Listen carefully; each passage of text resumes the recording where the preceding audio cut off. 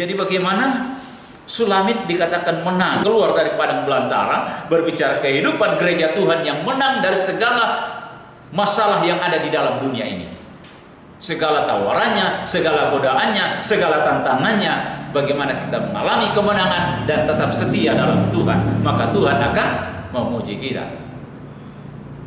Ini adalah pakaian pesta, kesucian. Pakaian pesta itu pakaian putih bersih, berbicara kesucian. Tidak mungkin kita bisa suci kalau kita tidak menang dari segala tantangan dan cobaan. Kita harus bisa menang dari segala macam godaan, dari segala macam tantangan, dari segala macam sesuatu yang menggoda hidup kita. Dan kita tetap bisa setia, kita tetap bisa damai sejahtera, kita tetap bisa mengucap syukur kepada Allah. Itu tanda kemenangan. Itu tanda bahwa ada kesucian. Itulah pakaian kita. Supaya gereja tampil sebagai pemenang menghadapi setiap cobaan dalam dunia, maka gereja harus memiliki iman yang kuat dan dewasa. Jadi syaratnya kita harus memiliki iman yang kuat. Kalau baru ada tantangan sedikit kita mulai mengeluh, berarti iman lemah. Kita mulai bersungut-sungut, kita mulai marah-marah, kita mulai dengki, kita mulai kecewa, artinya iman lemah. Iman yang kuat mengucap syukur dalam segala perkara. Iman yang kuat akan penuh damai sejahtera dan bersukacita menghadapi segala sesuatunya. Itu iman yang kuat. Tidak ada perselisihan, tidak ada iri hati. Itulah iman yang kuat. Penuh anugerah Roh Kudus dan buah Roh Kudus. Iman yang kuat pasti penuh karunia Roh Kudus dan pasti penuh buah Roh Kudus. Karena itu ada hubungannya. Iman kuat berarti pasti menghasilkan buah Roh Kudus. Bagaimana kita bisa mengucap syukur dalam segala hal kalau tidak ada buah Roh Kudus? Karena buah Roh Kuduslah kita mampu mengucap syukur dalam segala hal. Karena buah Roh Kuduslah kita mampu bersuka cita dalam penderitaan. Itu karena buah Roh Kudus.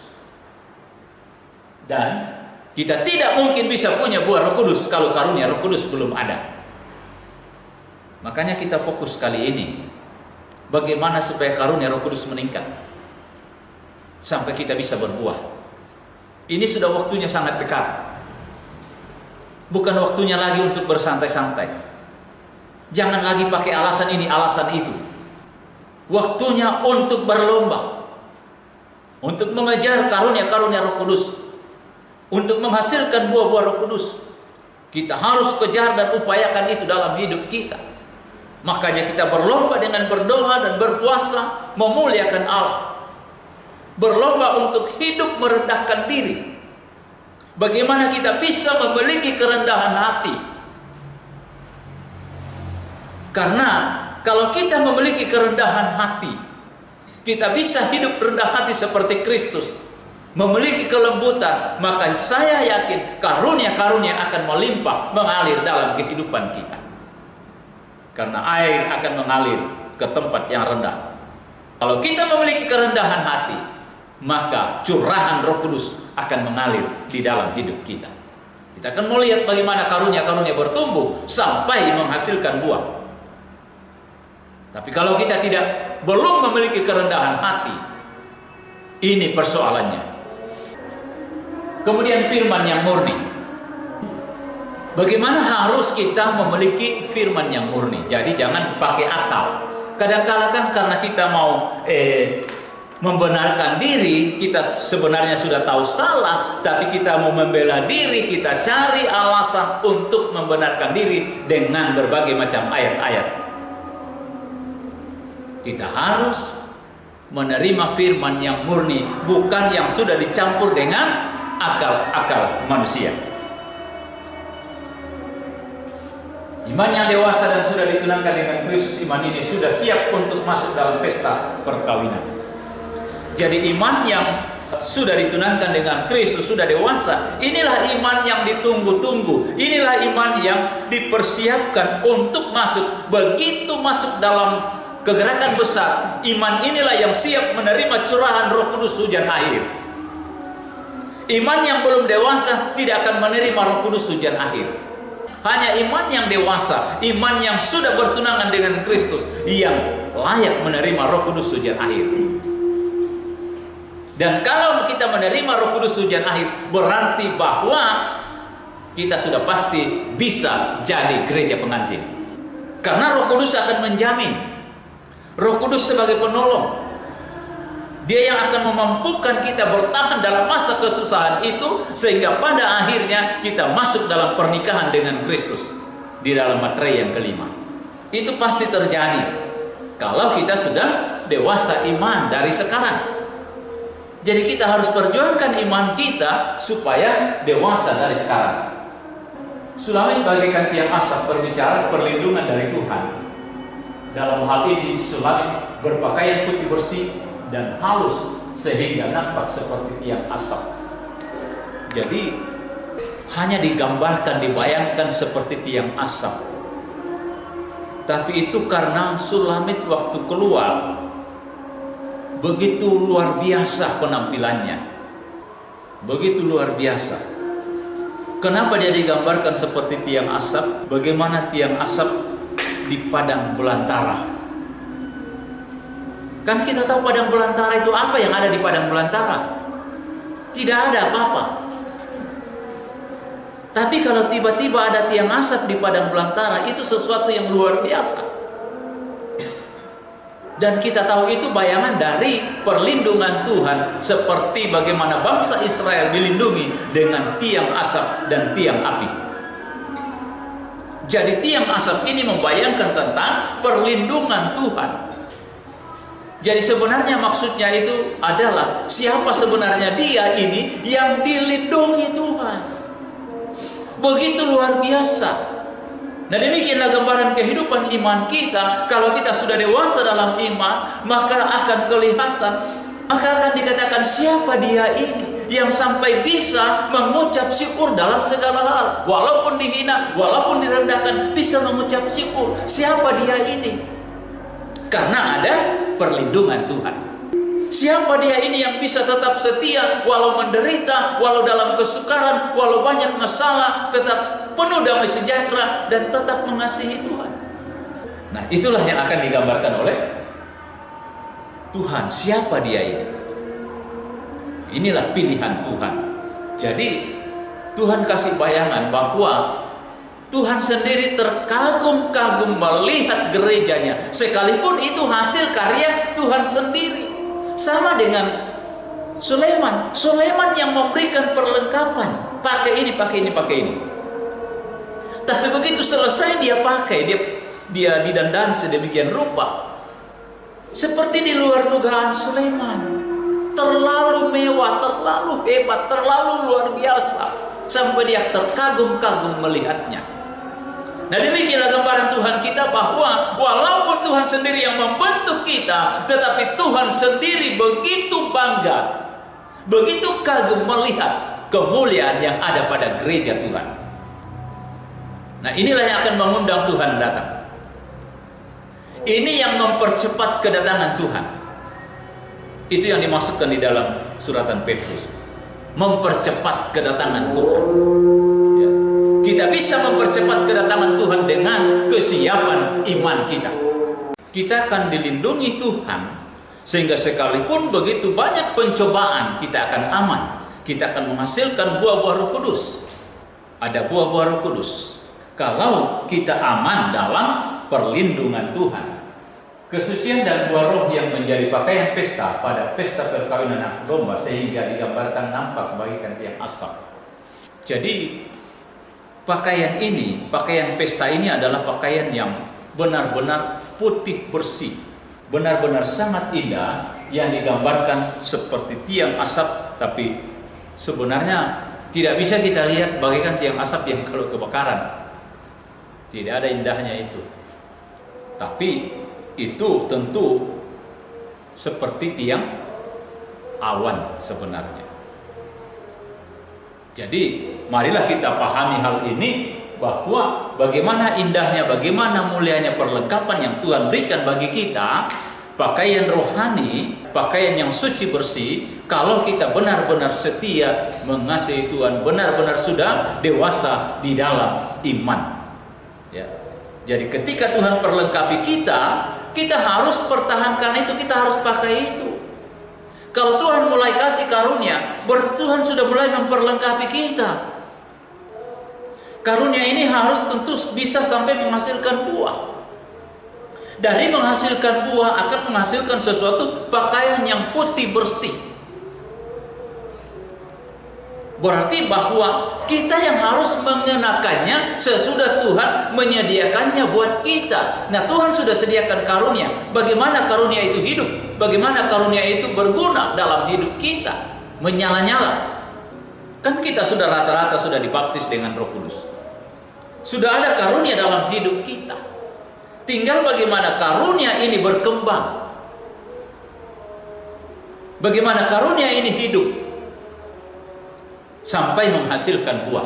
Jangan biarkan tetap tinggal dalam keadaan yang tidak berkembang. Minyak wangi dan rempah-rempah. Perlengkapan ketiga yang dimiliki oleh seorang yang siap untuk masuk tunangan adalah minyak wangi dan rempah-rempah. Agar kecantikan semakin bercahaya dan menawan, maka perlu perawatan kulit seperti ester diluluh dengan minyak mur dan minyak bau-bauan. Perlu ada minyak wangi. Dan minyak wangi yang biasa digunakan itulah minyak mur dan lainnya. Ya. Demikianlah di Sulaim, setelah terukup dengan mur, kemenyan dan rempah-rempah, Sulaiman sangat mengaguminya karena begitu harum. Terukup dengan mur, berarti minyak wangi yang dipakai adalah mur, kemenyan, dan rempah-rempah. Kita tahu apa arti mur. Mur berbicara sengsara karena Kristus. Jadi bagaimana kita diperlengkapi dengan kerelaan menderita demi Kristus. Dan itu kita harus alami, harus jadi pengalaman dalam hidup kita, bahwa kita benar-benar menderita, tetapi kita tetap tabah, tetap setia dalam Tuhan. Bukan hanya jadi cerita, tetapi benar kita alami bagaimana sengsara karena Kristus. Kemudian kemenyan berbicara tentang doa dan penyembahan. Bagaimana tingkatan doa dan penyembahan kita, bagaimana ketulusan penyembahan kita, bagaimana hadirat Tuhan kita rasakan setiap kita berdoa, setiap kita menyembah Tuhan. Itu harus kita alami dalam kehidupan ini. Dan rempah-rempah masih, jadi tidak cukup hanya dengan mur, tidak cukup hanya dengan kemenyan, tetapi ada rempah-rempah lain. Ini berbicara buah-buah Roh Kudus. Jadi kehidupan, kerelaan menderita karena Kristus. Kemudian kesukaan menyembah Tuhan. Dan ketiga, buah-buah Roh Kudus. Inilah yang menyelimuti, yang membungkus gereja Tuhan, supaya di hadapan Tuhan seperti tiang asap. Di hadapan Tuhan begitu indah, begitu membuat Tuhan sendiri terkagum-kagum melihat kecantikan gerejanya. Terkagum-kagum melihat ciptaannya sendiri. Tapi kita harus memberi diri untuk diproses Tuhan, untuk masuk dalam ciptaan yang baru. Mur, lawang, rasa malam, dan kemenyan. Ini campuran dalam kedupaan. Mur bayangan tubuh, lawang bayangan jiwa, rasa malam bayangan roh, kemenyan kehidupan penyembahan. Jadi bagaimana tubuh, jiwa, dan roh kita hidup menyembah Allah, ya. Tubuh rela menderita karena Kristus. Jiwa selalu diberi makan firman. Jiwa hanya terarah kepada Tuhan, pikiran hanya kepada Kristus, hanya memikirkan perkara di sorga, bukan perkara di bumi. Itu jiwa, ya. Rasa malam, roh kita memuliakan Allah, roh kita mengagungkan Tuhan, roh kita hanya terarah kepada Allah. Dan kemenyan kehidupan penyembahan, kehidupan penyembahan kita sehari-hari. Jadi gereja pengantin harus menyembah Tuhan dengan hati yang hancur, dengan segenap tubuh, jiwa, dan roh, supaya berbau harum di hadapan Tuhan dan akan disempurnakan olehnya. Jadi ini maksud rahasia dari mur, lawa, rasa malas, dan kemenyan disatukan. Di dalam kita menyembah Tuhan, seluruh tubuh, jiwa, dan roh kita terarah kepada Tuhan, disertai dengan bagaimana mematikan kedagingan. Karena tubuh yang menyembah Tuhan adalah harus tubuh yang mati. Karena kehendak daging itu selalu bertentangan dengan kehendak roh. Jadi supaya kita bisa menyembah Allah dengan setulus hati, dengan sungguh-sungguh, berarti kedagingan kita harus dimatikan. Akhirnya gereja mengalami kemuliaan dari Tuhan. Jadi dengan demikian gereja pengantin harus sempurna tubuh, jiwa, dan roh tanpa cacat celah. Jadi intinya untuk siap menikah dengan Kristus, tubuh, jiwa, dan roh kita sudah siap sempurna di dalam iman. Iman kita akan disempurnakan. Memelihara anugerah roh, memelihara firman yang benar, penyembahan yang benar, baru akan ditunangkan dengan Kristus. Jadi tentu Tuhan lihat bagaimana perkembangan karunia-karunia Roh Kudus dalam hidup kita, bagaimana perkembangan penyembahan kita, bagaimana hubungan kita dengan Tuhan, bagaimana kerelaan kita menderita karena Kristus. Ini semua akan dilihat, baru apakah kita sudah layak untuk ditunangkan dengan Kristus. Ya. Jadi perlu kita renungkan bahwa untuk ditunangkan dengan Kristus sudah harus dewasa iman. Sudah harus tidak ada cacat celah. Iman kita tidak boleh lagi kanak-kanak. Tidak ada lagi perselisihan di antara kita. Tapi ini kan masih seringkali kita suka cerita kelemahan saudara kita. Jangan suka cerita saudara kita sendiri. Boleh cerita-cerita yang baik, bukan cerita kekurangan, kelemahan. Itu tandanya bahwa kita tidak saling mengasihi. Itu tandanya bahwa kita lemah dalam iman. Kasih sudah jelas dikatakan menutupi banyak dosa, bukan mengungkit-ungkit dosa, bukan menceritakan kelemahan saudara. Itu artinya kita kanak-kanak rohani. Karena orang yang dewasa iman, kasihnya sempurna. Kasih kita harus sempurna, barulah dikatakan iman kita dewasa. Nah, kerinduan Sulaiman. Setelah Sulaiman bertunangan dengan Sulamit, maka Sulaiman rindu mengajak Sulamit menikah. Jadi dari sesudah masuk dalam masa tunangan, sudah layak tunangan, ya, sudah dilihat. Akhirnya Sulaiman punya kerinduan untuk masuk dalam pernikahan. Jadi demikianlah Tuhan. Kalau kita sudah ditunangkan dengan Kristus, maka pada akhirnya Tuhan rindu untuk kita segera menikah dengan Dia. Walaupun belum waktunya, tetapi Tuhan sudah rindu. Makanya dikatakan bagaimana mempercepat kedatangan Tuhan. Yaitu kalau kita sudah siap. Walaupun percepatan kedatangan Tuhan itu bukan berarti bahwa Dia datang sebelum waktunya. Tetapi mempercepat kedatangan Tuhan maksudnya Dia datang tepat waktu. Karena bisa tertunda kalau kita belum siap. Jadi mempercepat itu berarti tepat waktu Dia datang. Tapi kalau kita belum siap bisa tertunda. Itulah yang dimaksud di dalam Petrus, ya. Bukan Tuhan lupa akan janjinya, tetapi karena Dia ingin semua diselamatkan. Artinya bahwa kalau kita belum siap, Tuhan menunda kedatangannya. Tapi kalau kita sudah siap, maka Tuhan akan cepat datang. Sulaiman mengundang Sulamit untuk ikut ke Gunung Mur dan Bukit Kemenyan sampai hari mulai sejuk dan bayang-bayang pun lenyap.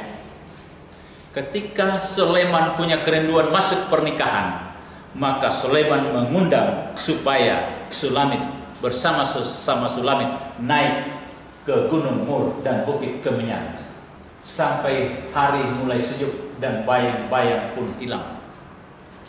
Jadi sampai malam, ya. Bayang-bayang hilang berarti malam. Gunung Mur adalah tempat yang tinggi. Ini berbicara dalam urapan roh. Berarti Tuhan akan mengajak kita naik dalam urapan yang semakin kuat. Jadi kalau kita sudah ditunangkan dengan Kristus, dan Tuhan sudah rindu masuk dalam pernikahan, maka Tuhan akan membawa kita ke Gunung Mur. Gunung Mur ini adalah urapan Roh Kudus, tetapi kita harus ingat bahwa Mur juga berbicara tentang sengsara Kristus. Berarti kita akan mengalami penderitaan yang semakin kuat, tetapi kita akan mengalami urapan yang semakin besar. Jadi ini maksudnya.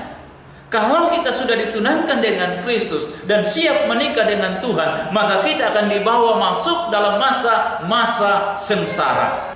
Tetapi kemuliaan Tuhan akan bertambah-tambah. Jadi jangan heran kalau masuk masa sengsara, karena memang ini keinginan Tuhan, ini memang kerinduan Tuhan, ini memang langkah yang harus dilewati untuk masuk dalam pernikahan.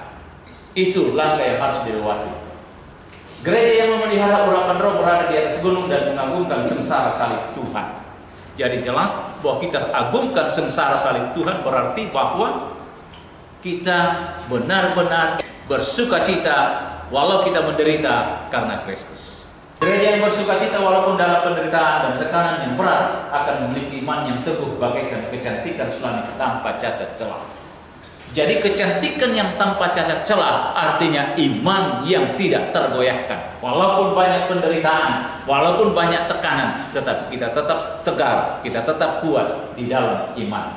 Bukit Kemenyan menunjukkan kenikmatan persekutuan dalam doa dan penyembahan. Jadi Bukit Mur penderitaan dan Bukit Kemenyan berbicara tentang penyembahan. Kita akan dibawa Tuhan di dalam puncak penderitaan, tetapi sekaligus kita akan dibawa di dalam puncak penyembahan. Hubungan intim dengan Tuhan yang semakin indah, semakin dekat. Jadi di dalam sengsara ada suatu penghiburan, ada sesuatu yang membuat kita merasakan hubungan lebih intim, lebih dekat dengan Tuhan.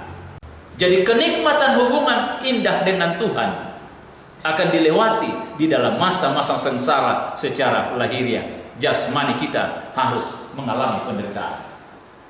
Gereja yang mau bersekutu dengan Tuhan harus mendaki bukit doa dan penyembahan dengan teratur. Jadi doa kita harus teratur. Jangan kadang berdoa, kadang tidak. Gereja yang suka ngomel, tak mau lelah, jarang puasa, jarang berdoa dan menyembah, mereka ini di bawah bukit selalu dipengaruhi daging.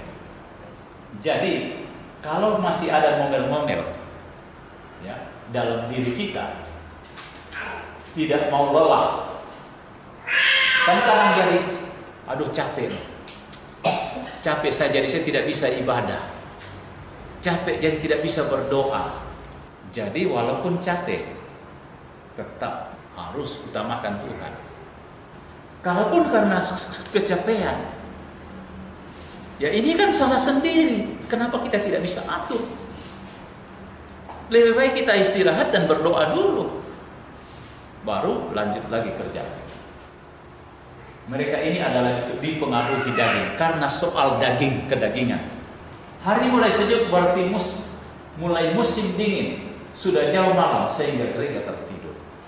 Tuhan akan membawa kita ke puncak Gunung Mur, puncak penderitaan, sampai puncak penyembahan. Itu akan berlaku sampai kepada masa vakum, ya, sampai musim dingin. Musim dingin ini masuk dalam materai kelima. Sudah sejuk, sudah dingin, sudah masuk malam, tidak ada lagi yang bisa dikerjakan. Makanya gereja tertidur. 5 perempuan bodoh tertidur.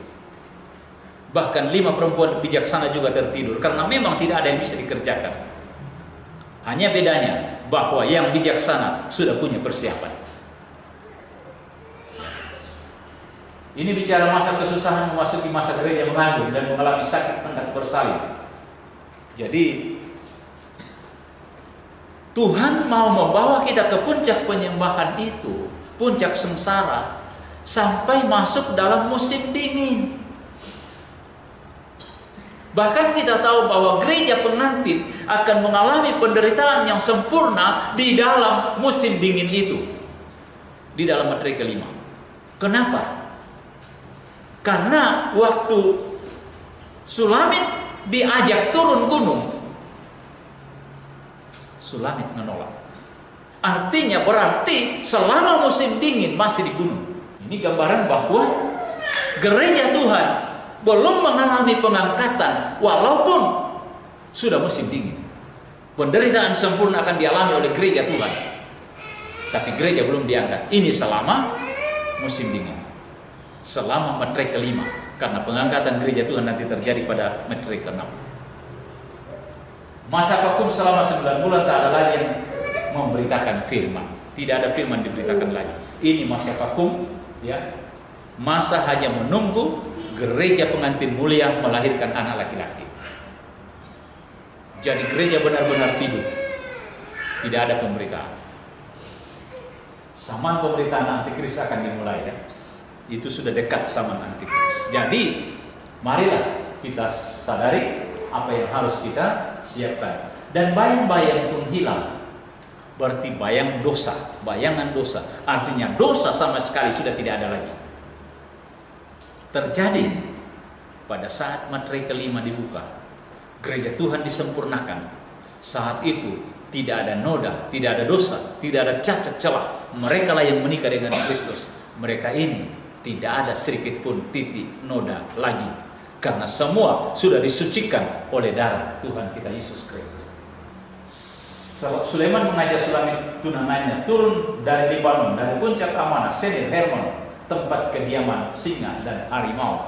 Tempat kediaman singa dan harimau berbicara antikris. Sulaiman mengajak turun, tetapi Sulamit masih menolak.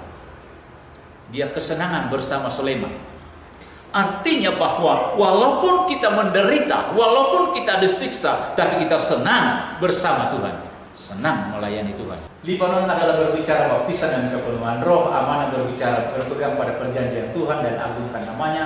Senir berbicara anugerah roh dan kemuliaan Allah. Hermon berbicara mengalami kemuliaan luar biasa sehingga muka bercahaya seperti matahari. Jadi dari keempat gunung ini berarti turun. Artinya sebenarnya sudah selesai.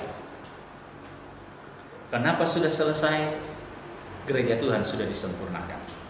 Gereja mengalami persekutuan yang indah dengan Tuhan. Hal ini harus disaksikan pada gereja yang bukan pengantin.